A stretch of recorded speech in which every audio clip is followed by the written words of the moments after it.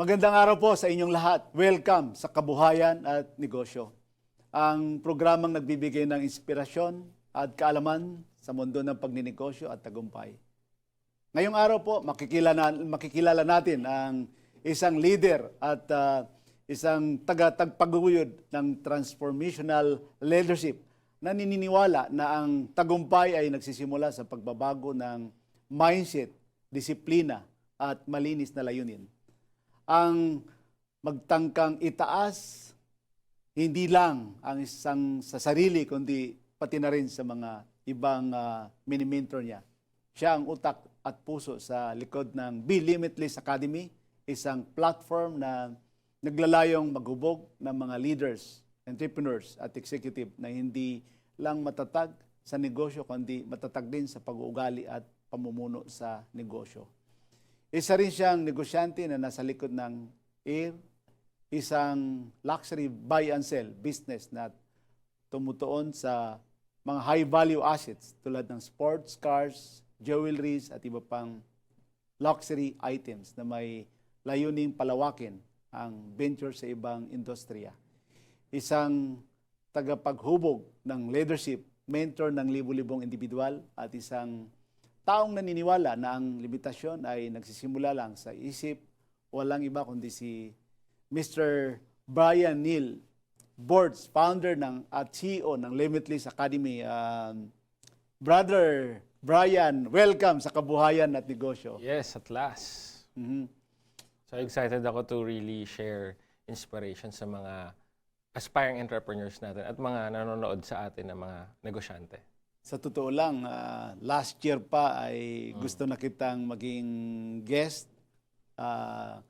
Of course, due to public demand din dahil nagkakilala tayo, marami tayong mga common friend, maganda yung review mo, maganda yung credibility mo at ikaw talaga yung priority ko na maging guest dito sa Kabuhayan at Negosyo. Pero alam kong busy ka rin at bilib ako sa'yo dahil mas inuuna mo pa-interview yung mga nako-coach mo, gusto mong ma-feature mo na sila bago ikaw. Pero bago yan, Brian, gusto kong ikwento mo naman sa amin at lalo na yung mga kasosyo natin, mga kanegosyo natin. Ano ba ang klaseng buhay mayroon si Brian noon bago ka maging negosyante? Simple lang buhay ko noon. I'm just active lang ako sa church. So, pero of course, doon na mold yung leadership ko eh. So, from 17 years old, I'm leading people na, yung mga young people, hanggang sa nag-full-time ministry ako. So, for that stint ng 20s ko, na-mold yung leadership ko because I'm leading from hundreds to thousands. From young people to adults na mga pamilya na, from Metro Manila to provinces to international like Hong Kong and Singapore. So, through that, siguro yun yung naghubog sa akin na kaya kong mag-lead ng marami. Parang by God's grace na doon ako prepare yung character ko, yung heart ko na magkaroon ng malawak na vision. Na hindi lang ini-improve mo yung sarili mo, but you're helping other people towards finishing the race strong. At ako ay witness sa mga advocacy mo rin kasi kaya tayo naging close sa Brian because pareho tayo ng advocacy. At just recently, nung last weekend, Yes. very successful ang ating Limitless Academy event. So, Yes. Exponential sales. Exponential sales. So, at alam ko may mga susunod pa rito, pero mamaya natin pag-usapan yan. At nakikita ko yung mga mini-mentor mo, kino-coach mo na mga business owner. Pero ikaw ba, Brian, ano ba yung education mo? Kumusta nung ikaw ay bata? Sa ka ba nag-aral? At ano yung natapos mo? Bago natin pag-usapan yung Be Limitless at mga ibang business ventures mo. Originally, yung humble beginning ng family namin, simple lang yung pamumuhay namin. So public school ako nung high school, nung elementary high school, naalala ko na hinahatid pa ako ng airpods ko sa bike. Tapos ang favorite ko nun yung lecho plan, yung may lecho plan sa ibabaw na mamon. Yung mga ganang simpleng bagay lang na masaya na kami doon. Introvert talaga ako, mahiyain ako. Pero because of my leadership nga, nag-start sa church, doon na mold na I need to get out of my nutshell. Kasi, kaya nga nung unang-una parang siguro nagpabagyo si Lord ng talent and skills. Parang feeling ko wala ako. Kasi I wanted to be active in the church, pero parang wala akong something to share. Then doon ko na-discover na you just need to show up. And that's the time na nung 16 ako, I start to step up na, to get out of my fear and show up, ganun. So, hindi naman ako din excellent student. So lang ako noon. Pero, yun nga, nasa naman ako, top section nung elementary high school. Nung college naman, kahit pa paano, ayos naman yung grades ko, ganyan. So, dahil nga medyo strict din yung parents ko, mostly my dad. So, talagang I stick na kailangan maging excellent as much as I can. Parang ganun. So, ikaw ay, dahil napakagaling mo na business coach, mentor, ikaw ba ay nakatapos ng business course? At saan ka ba nag-aaral, Brian? So, Central Scholar University ako. So, nung medyo okay na yung business ni Mama, so yun na yung kaya niya nang magpaaral ng private school. So, kaming tatlong kapatid ko na private, sila FEU, ako CEU or Central Scholar University. I took up BS Psychology. Then yung dalawang smart kong ate, ayan, mga PUP sila, mga state university. So, hindi ko talaga na-imagine mag-business. Siguro sa kahirapan ng buhay, parang I wanted freedom. And I wanted time and financial freedom. Parang, napagod ako Yung mga humble beginnings ko na naglalakad ako sa horseshoe sa San Juan. Kasi wala na akong pamasahe. Mga ganong or nakikipagsiksikan sa LRT, MRT, or nangangarap ka na habang naglalakad ka, soon may mag-drive na para sa akin. Yung mga ganon. Pero yun, naging reality lahat. Because of, may pangarap ka na it's not just for you and your family, but dun ko naintindihan na sa church pa lang na yung burden, I wanted to support and help other people. Na parang I need to be selfless leader. Kasi pag the more, sabi nga, he who serves the best prospers the most. The more you serve people, the more you add value to people. Teenager pa lang ako, naintindihan ko na yon. Pero nung pumasok na ako sa mga business communities, lalo ko siyang naintindihan. Na I will attract further abundance and greatness, of course, for the glory of God, because of serving people and adding value. So, ikaw ba, Coach Brian, ano yung unang pangarap mo noon sa buhay bago ka mag-business, bago mo pinasok itong business coaching? Kasi nakita ko, ay ma-witness na talagang maraming tao mong natutulungan. So, ikaw ba iyan ng dream na gagawin mo sa buhay? Or noong ikaw ay bata ay gusto mo bang maging pare? Kasi very religious ka, alam ko yan. At marami ka ring mga wisdom na tuwing nagkukwentuhan tayo. Ikaw ba, ano ba yung unang-unang dream mo na tahakin na buhay, Brian? Honestly, nung employed pa ako, dahil nga I'm so active in the church, parang hindi ganun kataas yung pangarap ko. Parang basta mag-serve lang sa Lord, okay na. Yung pala, I always sharing this to my seminars. And of course, naririnig ko rin siya sa ibang mga seminar. Pero I wanted to stick, of course, with the truth. Sabi nga, then you will know the truth and the truth will set you free. And sabi nga, di ba, we are created in God's image and likeness. So if we are created in God's image and likeness, we're born limitless. That's why pinangalan ko na Be Limitless Academy, yung aking grupo. Actually, before pa lang ako mag-attend ng mga business community, I'm really active since 2018, attending business communities. Actually, before Be Limitless Academy, meron akong nilaunch na parang mini na business community. Tawag ko doon is PEN, Philippine Entrepreneur Network. That was 2019. So, kasi 2018, active na ako noon. Na-meet ko na yun sila. Yung mga sikat na business, sikat na mga friends ko. Like, motivational, I think yung pinakasikat na na-meet ko nung time na yun is, na sikat na hanggang ngayon, is si Steve C. Ayan, so, ng Great Deals. So, he's a billionaire empire right now. So, because of my friend na si Christopher Starr, sobrang strong siya sa mga startup business communities. Then, nag-attend na rin ako ng mga transformational seminars like Innovative, nag-LIP ako, parang gano'n, or ALC. Doon ko naiintindihan na yung ginagawa ko pala dati sa church, same thing lang din ang ginagawa ko, ng ginagawa nila. Yung nga lang, ang napansin ko, let's face it, because of the modern truths na sinishare ngayon, there are a lot of truths that's parang dumadaming truths na hindi mo alam kung totoo ba or hindi. So that's why I stand with my faith. I stand with the truth that I embrace because of my relationship with God. Doon ko nirali na why not, since iba-iba yung mga truth nila, may mga twisted word of God na parang ganon. So, I step up. Mostly may mga inatanan din ako na mostly noong 2022 ng mga business community. And that time, medyo lost talaga din ako noon because yun yung experience ko na papunta na ako sa second rock bottom experience ko, which is I'll further share later. So doon ko na na wala talaga akong ganun kalaking pangarap noon just to serve God. Pero nung naging negosyante na ako, because of, doon ako na-push na I wanted time and financial freedom. So that's why gusto ko rin maging businessman, just like yung mga nakikita ko na multi-millionaire or hawak nila yung oras nila. I pushed myself to get out of employment. I gave myself 6 months. I joined an insurance company. That was 2014. 2015, binigyan ko yung sarili ko ng timeline ng 6 months. Kailangan, January 2016, makawala na ako sa employment, which is I did. The time that I'm earning double or triple of compared with my fixed salary. Nag-networking pa ako noon. So, 3 ginagawa ko noon. Networking, being a financial advisor. Then, mayroon akong work na Monday to Saturday sa construction firm, sales as a sales executive. Na first time ko mag-sales talaga. Pero, doon ko naintindihan na ang sales pala is the more that you're influencing people and adding value to people. So, dati pa pala ginagawa ko na yung sales, iba lang yung form. Parang ganun.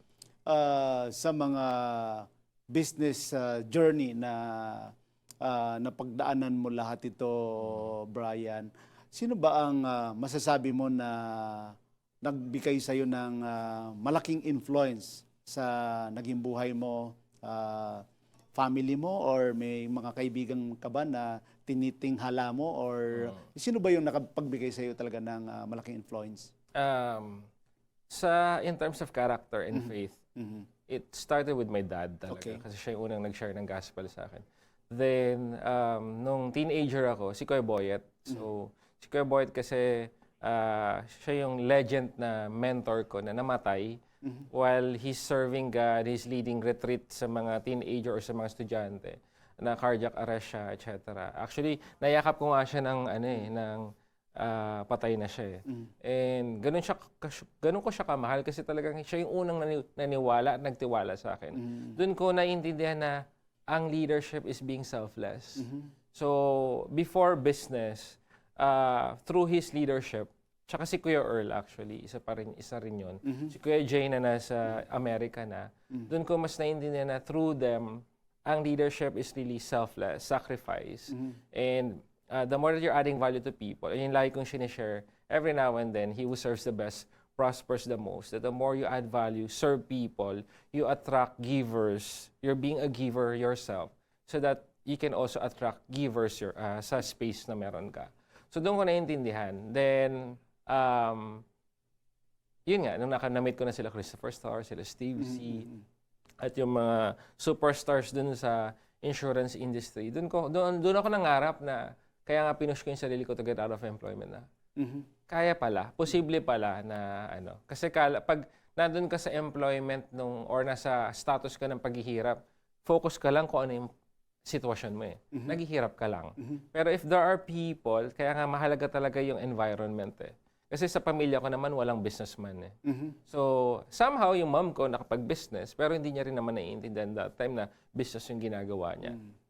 So, that's why sobrang halaga ng business community. Oo, tama yan. Yeah. At, Na merong mag-i-impluensya sa'yo, mag-attract sa'yo towards success. Towards na, ang success for me is really, yun nga, helping people, adding value. Yung 4 na binigay ko nung last seminar, di ba? Support, collaborate, help, and add value. So, pag yun ang laging scripting mo, at totoo ka doon, genuine ka doon, then you can really attract the right people. Sa mga event natin, tayo ay nag-collab at marami tayong mga meeting, series of na nakakapagbigay tayo ng iba't ibang yung kuro-kuro sa mga katayo nila kasos yung Arvin. Alam ko may mga challenges din sa buhay mo. Marami kang katulad ng kanina yung sinasabi mo na talagang marami ka ring hirap na dinaanan sa buhay. Ano ba yung pinakaunang naging realization mo, Brian, na kailangan mo talaga baguhin ang buhay mo? Siguro yung pag-handle talaga ng pera. Actually, lahat ng majority ng Pilipino, yun yung problema. Kaya I embrace being a wealth coach. So aside from being a life coach, honestly, hindi ko matatagay sarili ko as a business coach kasi mabigat yun eh. Ay, sa inyo yun. That's why I focus with being an inner growth strategist. Because there are a lot of people who suffer because of their decision making. Diba? Kasi lagi naman may consequence lahat ng decision natin, diba? At wala naman perfect sa atin. That's why we abide in a perfect God. So, pera talaga yung unang problema natin kung paano natin i-manage yun. So, nung time na I hit my first rock bottom, of course, nung employee mindset pa ako, hindi ako ganun ka-excellent in terms of employment kasi nga, excellent ako sa leadership sa church, pero pag sa reality na ng life, hindi ko na siya na-apply. So, nung time na 2014, may experience ako na parang nagkamali ako sa church. Then, umalis ako doon for several years. Yun yung parang environment ko. Then, di ba, in any kind of transition, ang hirap eh. So, yun na yung pinakinagisnan mo, doon ka tumagal, etc. So, when I changed church, tapos balik ako sa corporate world, nahirapan talaga ako. I even get to the point that I became suicidal. Talaga? That's 2014. So, yun ba masasabi mo na moment na hindi mo talaga alam kung saan patungo ang buhay mo, Brian? So parang punong-puno ako ng darkness noon. Tapos nasa retreat place ako na mag-isa. Tapos parang pinapa-isolate sa akin din yung mga tao na parang, ganito ba talaga yung church? Ganito ba talaga yung mga tao sa... So, parang nag-doubt ka na rin? O, nag-doubt na ako even, hindi naman sa Lord, but to the church people. Kasi yung so much rejection na na-experience ko. Pero hindi eh. Parang hindi kasi si Lord yun eh. Again, walang perfect na tao. Totoo Sabi yan. nga sa Romans 3:10, no one is righteous, no, not one. So, ayun. Wala kang pera, wala kang career. Kaka-break ko lang nun sa ex-girlfriend ko. So, wala. Tapos yung mga dati kong kaibigan na because of mga chismis sa church. So, parang, nasira buhay ko that time talaga. Then, yun yung first rock bottom ko. The second rock bottom, yun nga yung yumaman ako. Because of the insurance industry, talagang I build my empire from just an agent to become a manager. So, hawak ko naman yung oras ko nun. So, it works like self-employed. So, nakapag-build ako ng empire by God's grace na 3 yung branch ko, 550 manpower. Pero because of too much spotlight, parang yung first rock bottom ko, ang nakapagbulag naman sa akin is leadership spotlight. Ito naman, leadership tsaka wealth spotlight, to the point na nakalimutan ko na naman si Lord. Kasi too much focus with wealth and abundance. Pag na-mishandle mo yan, mostly na-mishandle mo yung pera.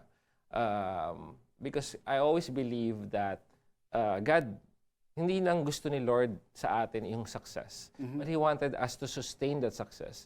But the question is your capacity and your soul, mostly your heart and mindset, is enough for you to really sustain the success that you have? Parang ganun. So that's why you have to increase your capacity, not just with mindset. Sa mundo ngayon, mostly there are a lot of seminars or business community, yun ang tinuturo, puro mindset lang.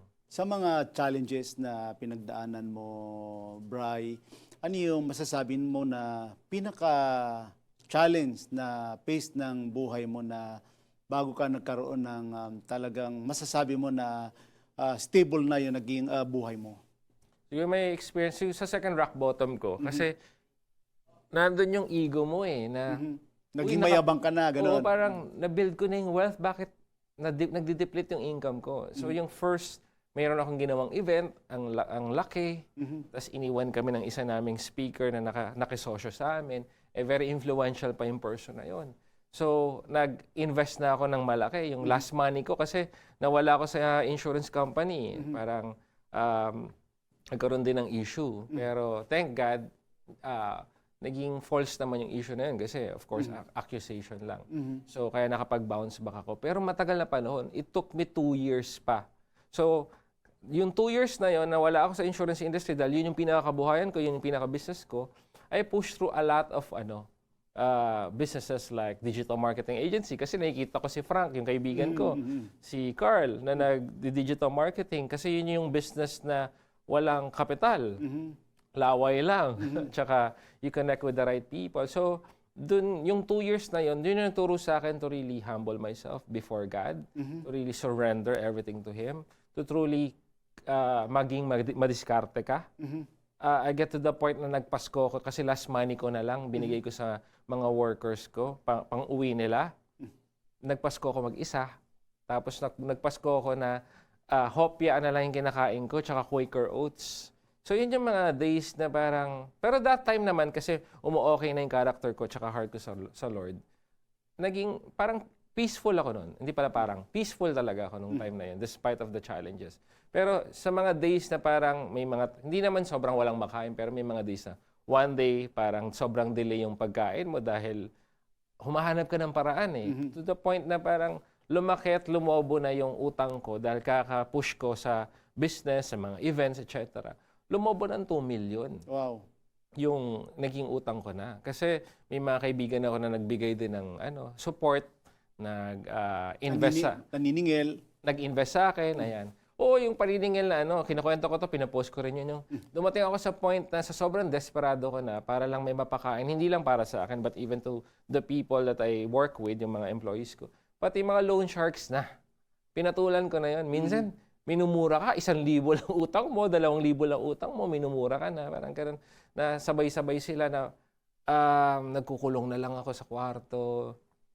Hanggang sa meron akong kaibigan na kumausap din sa akin na naka-experience din ng ganun.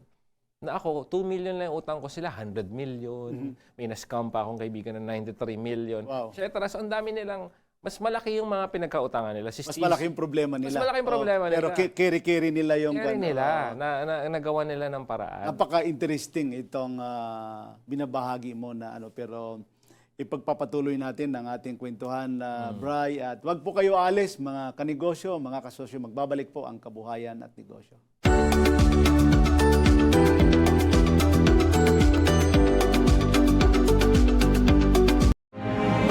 Alamin kung bawal o hindi. Dahil kung di mo alam to, kaso ang kakaharapin mo sa NBI. Nako, bawal ito. Siningil ng employer sa empleyado ang pagpapatahi ng uniform. Nako, bawal ito. Kagaya ng pagiging isang estudyante. Sa trabaho ay mayroon ding uniforme. Ngunit paano kung nirequire mag-uniform ang lahat ng empleyado tapos ikakaltas ang pinagpagawa nito sa kanilang sweldo? Nako, alam mo bang labag sa batas yan? Malinaw sa Labor Advisory No. 11, Series of 2014 ng Department of Labor and Employment na hindi maaaring ikaltas sa sweldo o pabayaran ng employer sa kanilang mga empleyado ang uniform ng kumpanya. Nakasaad sa batas na ang iba't ibang bagay na ikakaltas sa sahod ng isang empleyado tulad ng cash deposits for loss or damage, personal protective equipment o PPE, uniform o training fee ay tinatawag na unauthorized deductions. In short, dapat sagot ng kumpanya dahil gagamitin ito para sa trabaho. Kaya sa mga employer, ang bayad sa pagpapagawa ng uniform ay dapat kayo ang mag-shoulder para hindi kayo masabihan ng, nako, bawal ito. Huwag papayag na wala kang alam sa balita. Maiiwan ka niyan. Huwag kang papayag na hindi mo alam ang latest. Ma-out of place ka niyan. Programang hatid ang tamang balita at tamang impormasyon. Hindi lang sa Maynila, kundi sa buong bayan. Ronda Pilipinas. Pinakabago at pinaka-updated na mga pangyayari ihahatid live. Ronda Pilipinas. Kasama ang gigising sa inaantok mong dugo, si Dennis Antenor Jr. Ronda Pilipinas. Makinig sa buong Pilipinas sa DWIZ Manila hanggang saan mang sulong nationwide sa lahat ng DWIZ local stations sa buong bayan. Watch din ng live sa Aliw 23 at sa Facebook at YouTube ng DWIZ Ronda Pilipinas, Monday to Friday, 10 a.m. 5 p.m. Pauwi ka na ba o papasok pa lang? Siya na ang opisyal na makakasama mo on the road. Si Bong Nebriha sa Biyahe IZ. Pagtaas ng gasolina, may strike ba o wala? Saan traffic, saan hindi? All-in-one balitaan sa mundo ng transportasyon. Biyahe IZ sa DWIZ News, Metro and Mega Manila, DWIZ News FM Regional Stations, DWIZ News TV at DWIZ News Online. Bong Nebriha sa Biyahe IZ. Tara, babiyahe na! Araw-araw, 5 p.m.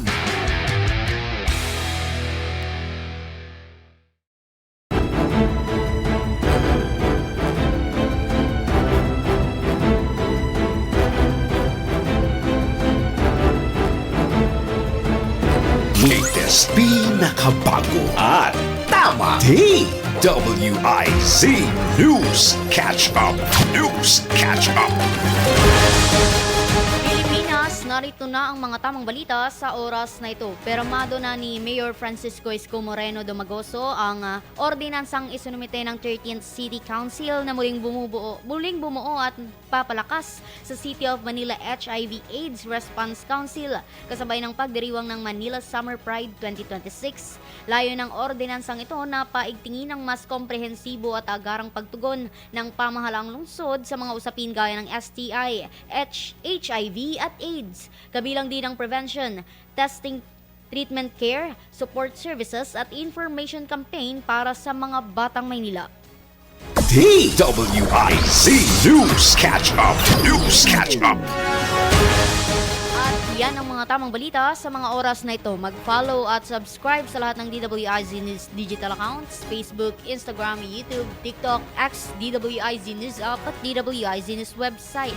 Ako po si Rhea Bel Medina, nagbabalita ng tama, naglilingkod ng tama. Oras-oras nagbabalita ng tama, naglilingkod ng tama. DWIZ News Catch Up. News Catch Up.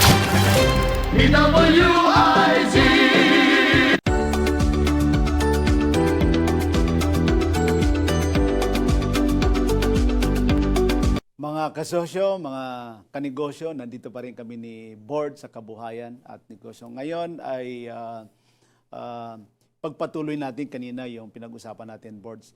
Ikaw ba may mga time noon na gusto mo talagang sumuko o ano naman yung nakapag-inspire sa'yo na mag-stay ka sa ginagawa mo at ano yung mga nagmo-motivate sa'yo, Boards? So, just like what I shared earlier, yung first rock bottom ko na may mga rumors, tapos wala akong pera, walang career, nawala yung ex-girlfriend ko, etc.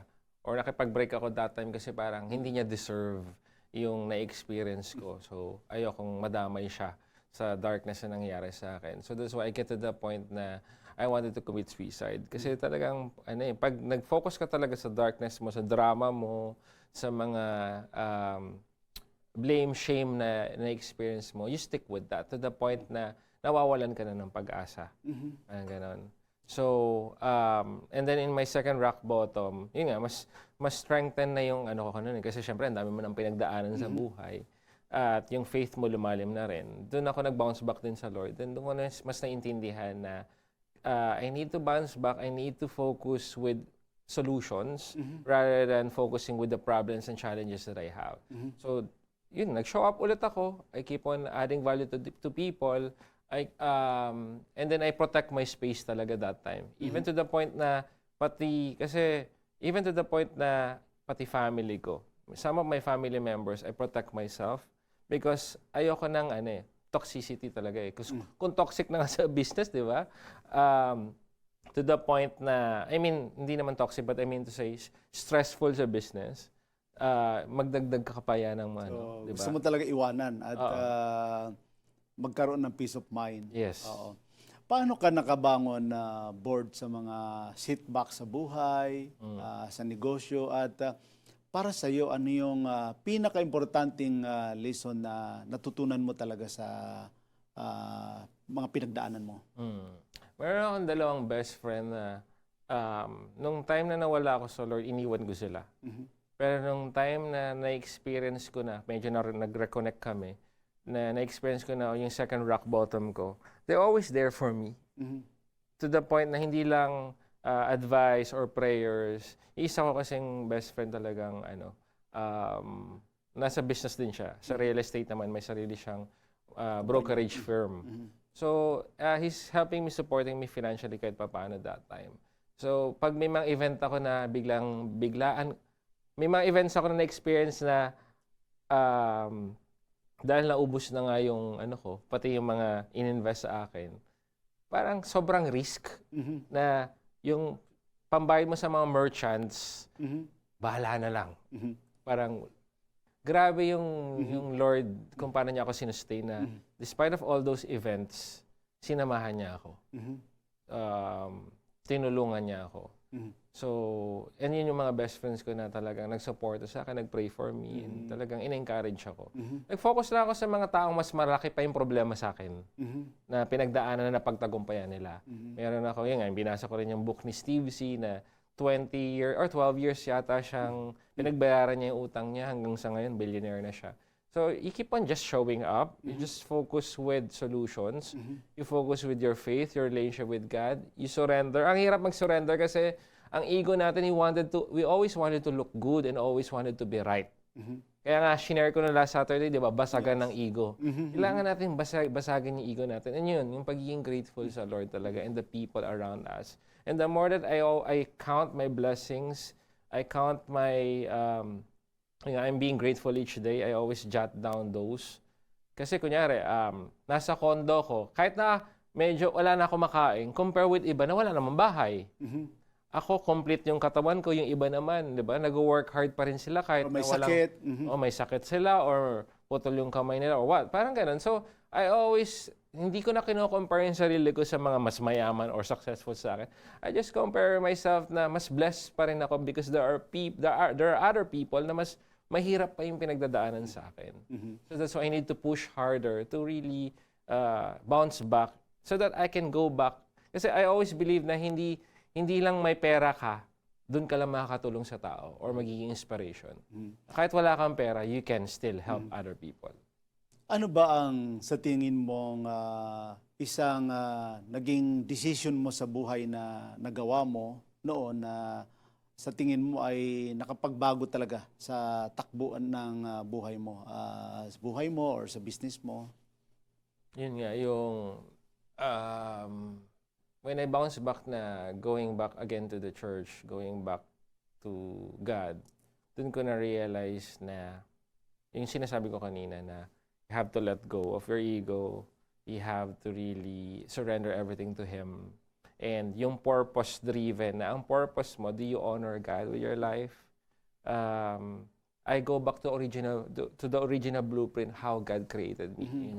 Sinasabi nga sa Jeremiah 29:11, sabi ng Lord, for I know the plans I have for you, plans to prosper you, not to harm you, plans to give you hope in the future. So, every time that I'm losing hope, I stick with that purpose na kung paano ako kinrate ni Lord na I'm born to prosper pala. I'm born for mighty things. So, I don't need to stick with my dramas or present situation right now. I focus with solutions. Ang ganun. At una, nung nagkakilala tayo nung event mo, nakita ko at yung mga review, yung mga testimony ng mga kaibigan. At ang dami natin, ngayon ko lang na-realize na dami natin naging common friend. Ako rin, sa program ko, sa aking advocacy, kabuhayan at negosyo. Dati, kabuhayan kayang-kaya. Marami akong noon na interview ng mga kaibigan mo rin. Ako, several hundred yung mga success story ng mga negosyante rin na nakasalamuha ko. No? At nakita ko doon sa mga event mo and just recently, yung event natin last Saturday, yung mga meditation talaga na kailangan talaga yan ng mga entrepreneur, aspiring entrepreneur. Ikaw ay talagang nakita ko na masayang-masaya ka dito sa ginagawa mo. At paano ba ito talaga nagsimula itong Be Limitless Academy? So just like what I mentioned earlier, parang since active ako mag-attend ng mga business community, kasi nga gusto kong mag-grow nasa insurance industry na ako noon na parang it works like a business. na hawak mo yung oras mo and you have the potential to earn unlimited income. So, nung nag-active na ako sa business community since 2018, tapos may mga na-attendan ako ng mga transformational seminars din, doon ko naiintindihan na yung ginagawa ko rin before sa church, kasi nga nag-stop ako doing that Then, nagkaroon ako ng parang dark years. Then, the time that I bounced back fully sa Lord, doon ko naiintindihan na why not, yung 2023, nag-pray ako, Lord, wala na ako sa insurance.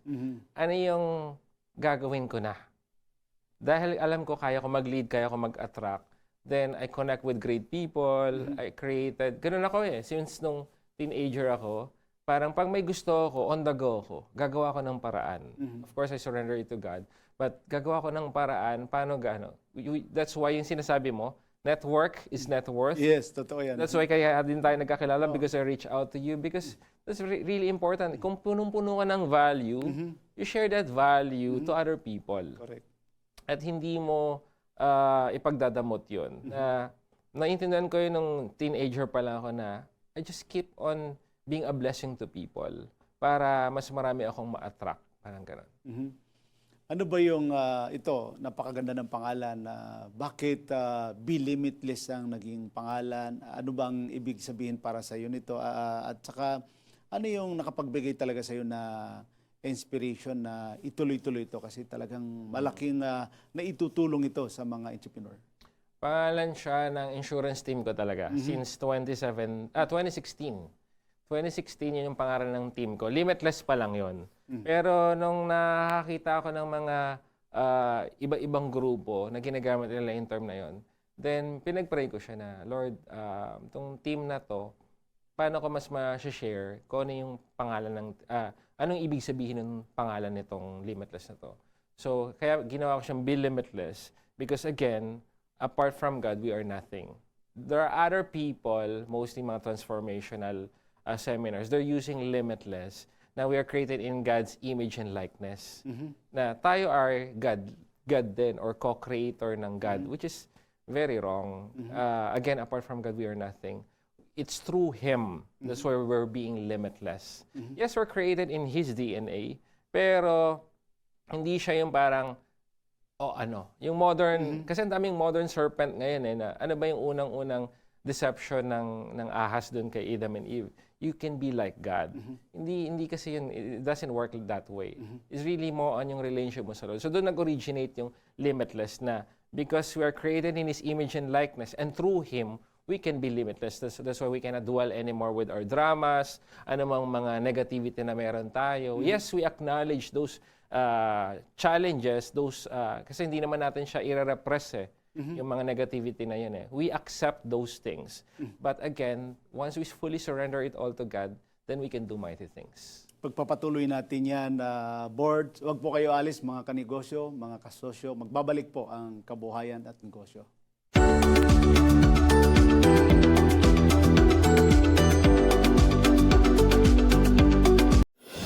Mga lugar na pinuntahan ng ibang tao, mga produkto, serbisyo na rekomendado. Alamin sa Highly Recommended. Kung naghahanap ka ng lugar na pupuntahan para mag-unwind, huwag nang palampasin ang probinsya ng Catanduanes dahil ang tanawin dito ay tila mula sa isang panaginip. Simulan na sa Cagdipa Rolling Hills. Matatanaw dito ang malawak na berdeng burol habang dinadamdam ang malamig na simoy ng hangin. Isunod na ang Bote Lighthouse. Isa itong makasaysayang lighthouse na itinayo pa noong Spanish colonial period para magsilbing gabay ng mga mangingisda.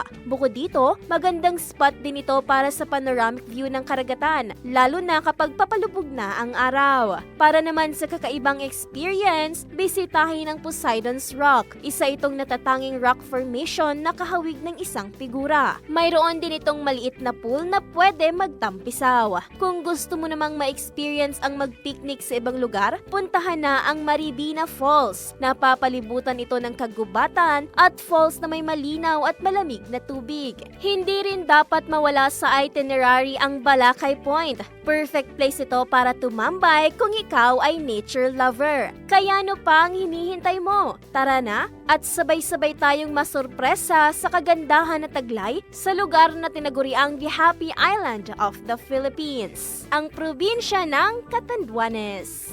At yan ang ating highly recommended. Mga balitang scoop exclusive! Mga balitang nangyayari pa at gusto mong malaman kung ano na ang latest scoop. Mga balitang hindi mo dapat bitawan at kailangan ng tutok. Mababalitaan lahat, hagip lahas sa DWIZ News Scoop!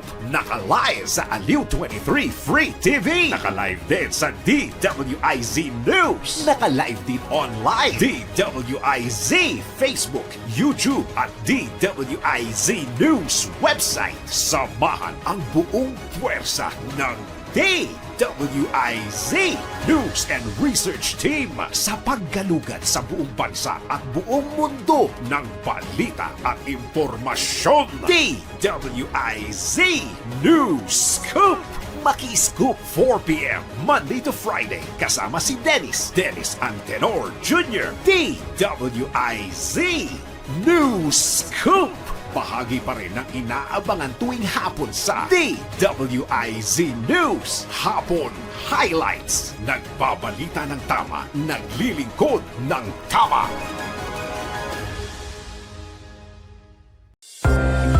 Kayang-kaya mo ang kahit na ano kung ikaw mismo ang gagawa nito. Let's learn new things sa DIY Do It Yourself. Ang hindi regular na paglilinis o pagme-maintain sa aircon ay posibleng maging dahilan ng pagkakaroon nito ng ingay. Kaya narito ang mga dapat mong gawin para hindi ka na makaistorbo ng iyong kapitbahay. Una, suriin kung maayos ang pagkakakabit ng mga panel o kung may maluluwag na tornilyo. Ikalawa, linisin mo ang air filter. Ang barado o maruming filter ay nagpapahirap sa daloy ng hangin kaya nagkakaroon ng ingay. Ikatlo, tingnan kung may sagabal sa fan blade gaya ng dahon at alikabok at siguraduhing maayos ang pagkaka-align ng fan blades. Ikaapat, i-check mo ang compressor dahil maaari itong maging maingay sa katagalan. Maaari kang gumamit ng rubber padding para maiwasan ang vibration. Ikalima, kumonsulta ka na sa technician kung may iba ka pang tunog na naririnig mula sa inyong aircon. Gets mo ba? Sige nga, do it yourself!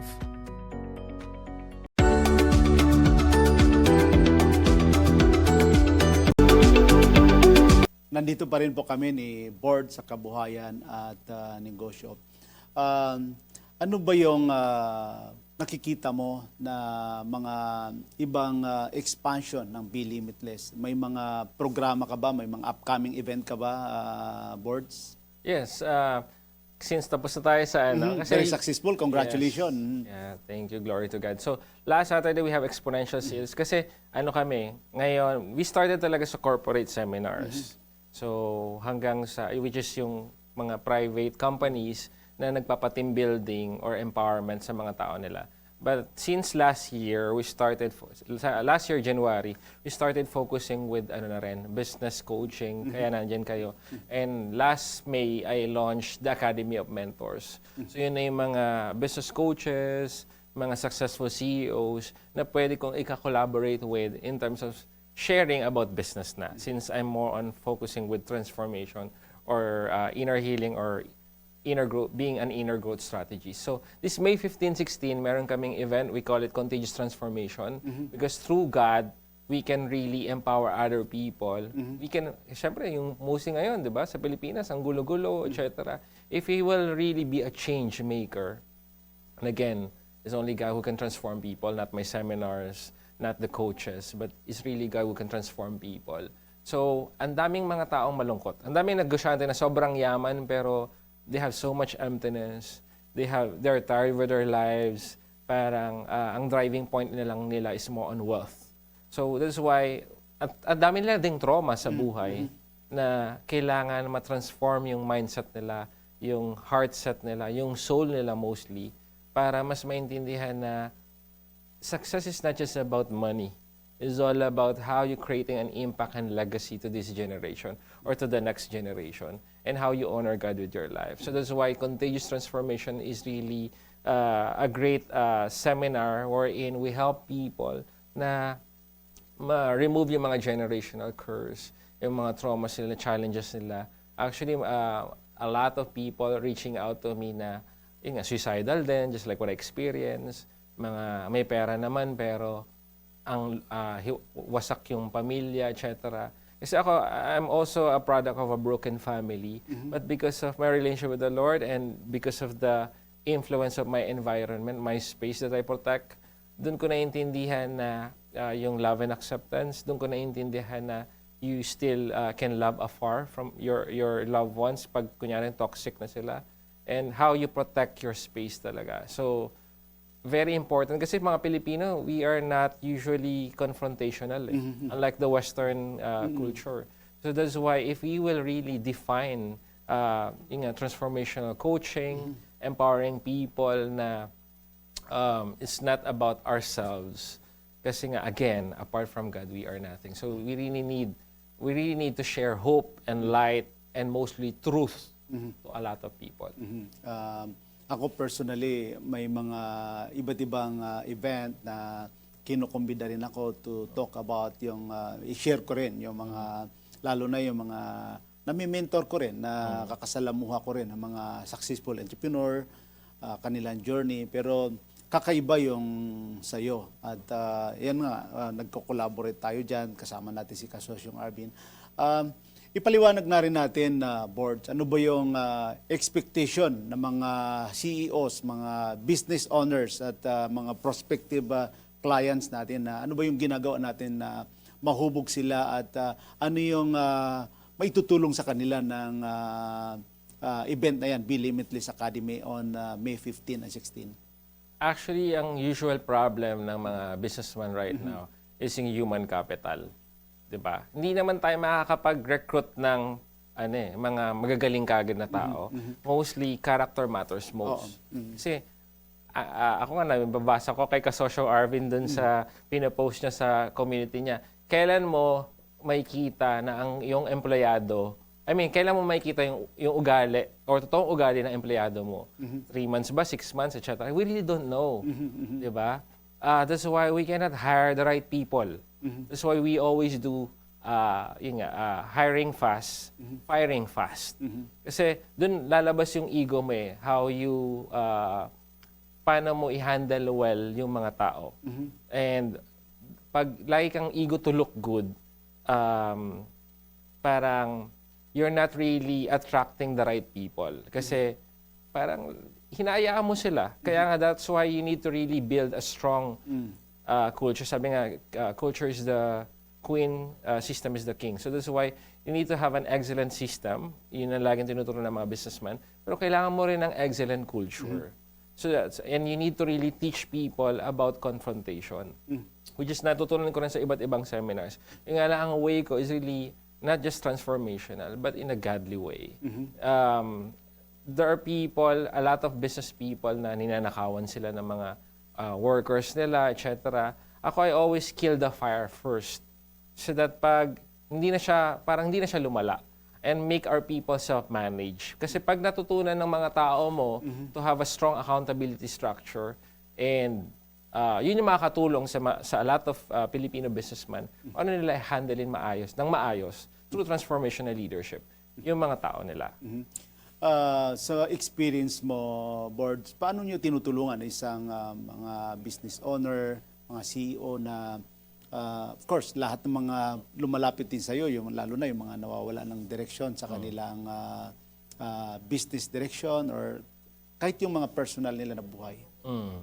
I always believe na ang personal life mo, ripple effect, may ripple effect yan dun sa, or may impact yan sa negosyo mo. Pag di maayos yung character mo, yung mindset mo, mostly yung soul set mo, yung relationship mo sa Lord, yung worldview mo iba . So that's why you really need, hindi lang yung structure, strong system, but really how you behave, how you work on your character. Kasi ako nga whenever I hire people, mas gusto ko na yung incompetent sa skills kaysa yung maangas, mataas yung ego, pero skillful. Kasi ang ugali, ang hirap baguhin yan eh. The best thing that you can do is just to influence people. You cannot change them, but what the best thing that you can do is you can influence them, you can lead them. Pero sa kanila yung ugali, yung skills na tuturo kasi yan eh. So that's why the best thing that we can do is really to have an excellent culture so that we can attract the right people. Ikaw ba, ano sa journey mo ba ngayon, ano pa ba ang dapat i-expect sa iyo boards ng mga client mo, mga kino-coach mo in the next 5 years, lalo na itong Be Limitless Academy? Ano ba yung aabangan nila sa mga future event ng Be Limitless Academy? Actually, I'm really praying also to create a safe space and community for celebrities and influencers. Kasi sa showbiz, parang may mga term sila na ang hirap magkaroon ng totoong kaibigan sa showbiz, parang ganon. So that's why if we will create a safe space for them. Mostly ang daming temptation sa industry na yan eh. So if we will really create a safe space for them and really mold transformational leaders, though ang dami namang mga nag-step up na, nandiyan sila Gary V, sila Ogie Alcacid, sila Joros Gamboa, and a lot more. But if you will have intentional way to really empower those people, then kaya ang focus ko is really to help and empower influential people like CEOs, businessmen, multimillionaire, and even billionaires. Ngayon, gusto ko rin na yung showbiz and influencers plus yung ginagol natin, yung international. Yes. Diba? Yung international na ngayon we're pushing na hopefully ma-push yung Singapore natin. Humupa na rin yung war sa Dubai, Yes, ma-conquer din natin. And a lot more. Maybe in the near future, by God's grace, we can be world-class. We can conquer a lot of countries. Hindi lang to conquer the OFWs, but more on yung mga local din sa iba't ibang bansa. Sa journey mo, boards, ano ba ang pinaka-meaningful definition sa iyo ng success? Success for me is not about money. Yeah, I have money now, pero it's really more on how you create an impact to the world in honoring God. Kasi I always believe with the greatest commission, Matthew 28 verse 16 onwards, to go and make disciples to all nations, that the more that you're rallying, for me, I'm really biased kahit na we're brothers, you're Muslim, pero I love you. Thank you. Pero, yun nga, I'm really biased with my faith na if I keep on sharing Jesus to a lot of people, yung transformation talaga is really infinite. And there are a lot of people na talagang hindi na hopeful, just like me before, suicidal, wala nang pag-asa sa buhay.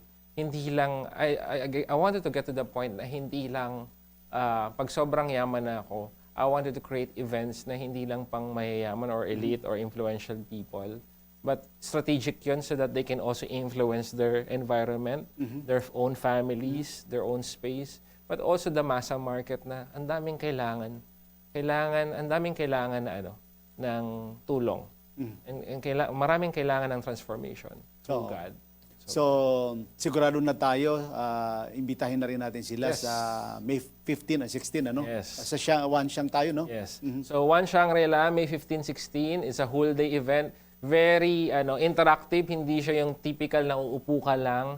Ang dami mo matutunan doon. Of course, you get connected with influential people. We're going to invite a lot of successful CEOs and even mga influential people, like baka makapag-invite tayo din ng mga kaibigan sa showbiz or mga influencers, so that through that, hindi lang tayo makakonect sa mga great people, but really how you discover further yourself before God, how you further work out yung relationship mo sa Kanya, how you can translate it practically sa business mo, sa wealth mo, even to the point na generational wealth na etc. Because again, we're born for abundance. We're born to prosper if we will just fully surrender our lives to Him. Yan po, mga kaibigan, mga kanegosyo, mga kasosyo. Huwag natin kalimutan, May 15 and 16. Kita-kita po tayo dyan. Maraming salamat sa iyo, Sir Brian Boards, aking kaibigan, sa pagbabahagi ng iyong kwento, inspirasyon at kaalaman sa larangan ng leadership at pagninegosyo. Tunay na kahanga-hanga iyong dedikasyon na tumulong sa paghubog ng mga business leaders at mga negosyanteng Pilipino upang maabot ang kanilang buong potensyal. Sa ating pong mga tagapanood, naway nagsilbing inspirasyon ang kwento ng aking kaibigan si Boards upang tayo maging matapang, disiplinado at determinado sa pagharap sa hamon ng buhay at negosyo. Naway paalalahan tayo ng ang tunay na pagbabago ay nagsimula sa ating sarili, sa ating mindset, paniniwala at pagkilos. Ako po si Gani Makatuman, nagpapaalam at nagpapasalamat. Patuloy po natin suportahan ang mga negosyanteng Pilipino na magbigay inspirasyon at oportunidad sa ating kapwa. Para po sa mga hindi nakapanood ng ating mga nakaraang episode, maaari nating balikan ang YouTube channel Gani Makatuman, Kabuhayan at Negosyo at sa aking Facebook page na rin. Huwag natin kalimutan mag-like, subscribe at i-follow na rin natin para sa mga bagong episodes at update. We at Kabuhayan at Negosyo are one with the government in our commitment to help Filipino entrepreneurs improve their lives. Lagi po nating tatandaan, kahit anumang sakuna, kahit anumang problema, kayang-kaya natin ito.